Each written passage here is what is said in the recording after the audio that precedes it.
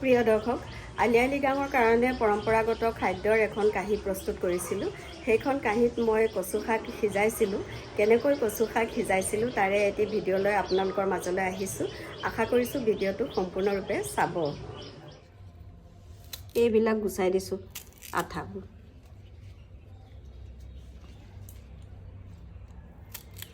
আৰু এইডালেৰে বান্ধিবলৈ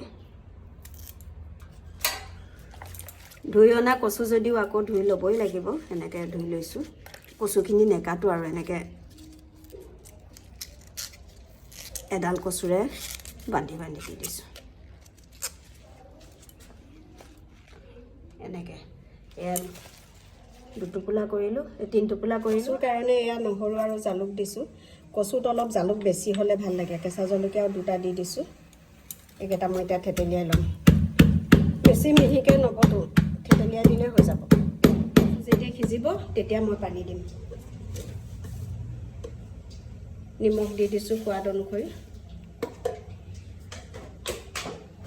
মিক্সিটো বটা নাই আৰু বেছি মিহিও কৰা নাই, এয়া এতিয়া এনেকৈয়ে দি দিছোঁ। কেইটামান জালুক গোটা গোটাই হৈ আছে, থাকক। আৰু খালি পানী অকণ দি দিছোঁ। সোৱাদ অনুসৰি হালধি দিছোঁ। এতিয়া ঢাকনি মাৰি দিছোঁ আৰু গেছ কমাই ৰাখিছোঁ।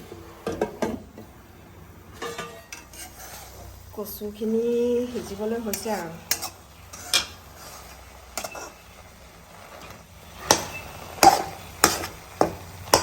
মোটামুটি সিজিয়ে গৈছে। কচু ওলাওঁতে খাবা আৰু সোমাওঁতে খাবা বুলি কয়। অৰ্থাৎ কচু যেতিয়া নতুনকৈ পোখা মেলি গজালি ওলায় তেতিয়া খাব লাগে, আৰু কচুবিলাক মৰিবলৈ ধৰে যেতিয়া সেই গজালিবিলাক তেতিয়া খাব লাগে। সেইখিনি সময়ত চুচ নুগুচালেও কচু নখজুৱাই ধুনীয়াকৈ সিজে।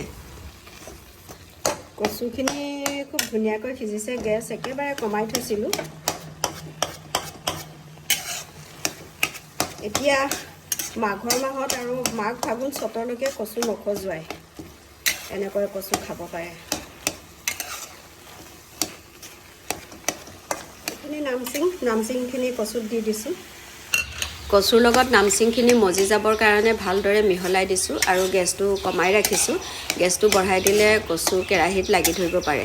একেবাৰে পানীখিনি শুকাই যোৱাকৈ আৰু অকণমান সময় ঢাকি ৰাখিব লাগিব।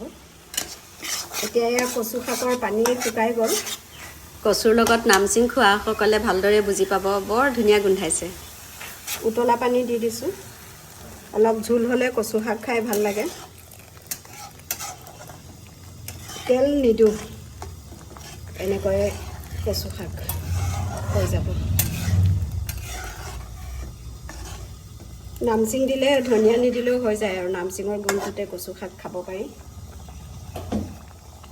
ভালকৈ 5 মিনিট উতলিবলৈ দিছোঁ। কচু শাক হৈ গৈছে। মই নামচিং দিছোঁ কাৰণে কচুত ধনিয়া নিদিওঁ। গেছটো অফ কৰি দিছোঁ।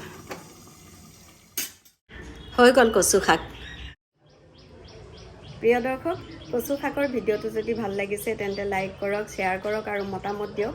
আপোনালোক কুশলে থাকক। আকৌ লগ পাম নতুন এটি ভিডিঅ'ৰে। আজিলৈ মই ৰূপাঞ্জলি বিদায় ল'লোঁ। নমস্কাৰ।